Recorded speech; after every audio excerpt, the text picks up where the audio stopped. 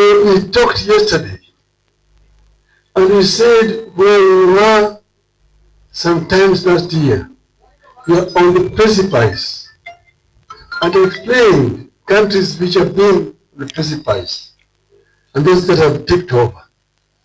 Look at Somalia, a failed state today. Look at Sudan, a failed state today. Look at Egypt, there was the Arab Spring. In Tunisia, go to Egypt, military regime in Egypt. So when we were at a stage where Kenya could actually easily take over and become a failed state. So it was then necessary to take emergency measures to ensure that we do not get into the precipice.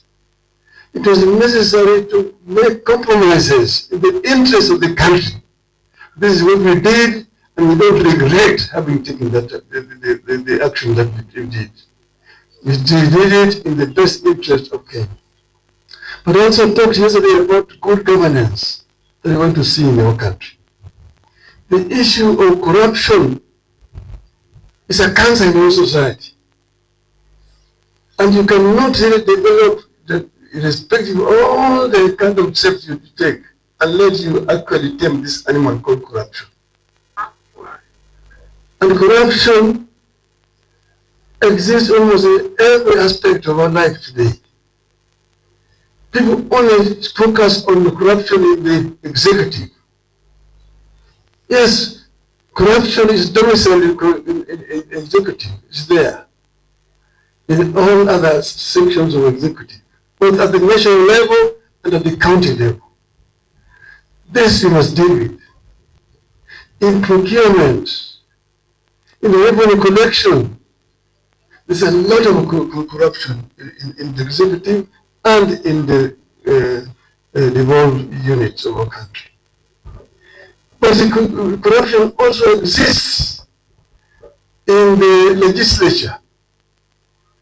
In the legislature also there's serious corruption to make a lot of noise. But they find these members of parliament in committees, they take me into a party committee, just to go and do extortion. That is also corruption. There is sometimes now someone, the heads of these parastatals, threaten them, you must do ABCD, otherwise you're going to do this and that and that. That is also corruption. So in the legislature, there's corruption. Even in the so-called CDF national government, they're insisting on controlling it, not for any other reason, but because they're benefiting. Then there's also corruption in the judiciary. In the judiciary, there's also corruption. There are money for judgment. Somebody tells you that if I can bribe the magistrate or a judge, why should I hire a lawyer? Then you bribe the judges and get the kind of ruling that they require. So even in the construction in the judiciary, there is also corruption. So it's there, and you need to fight it.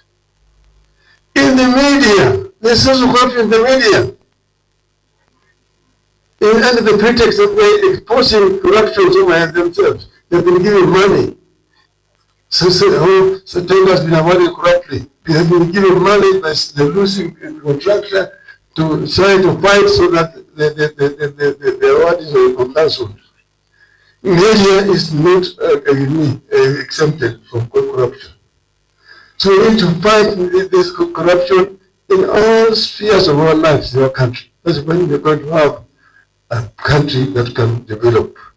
And most of our efforts are not going to go very far. In an unexpected turn of events, Raila Odinga, the seasoned political heavyweight, has come out with a bold and shocking statement. I have no regrets working with Ruto. These words hit hard, especially with the tension building up in the political landscape as we look ahead to the 2027 elections. This powerful declaration comes at a time when the nation is watching every move between Raila and President William Ruto. For many, this marks a significant shift, especially given the political history between the two giants. Could this be a sign of potential new alliance? Or is Raila simply playing a calculated game as the political climate continues to heat up? In a moment that could have serious implications for the 2027 race, Raila's openness about his past with Ruto is turning heads, with both supporters and critics questioning what the future holds. Is this a prelude to something bigger? Is this a prelude to something bigger? Or is it just another political twist in the ongoing saga of Kenyan politics?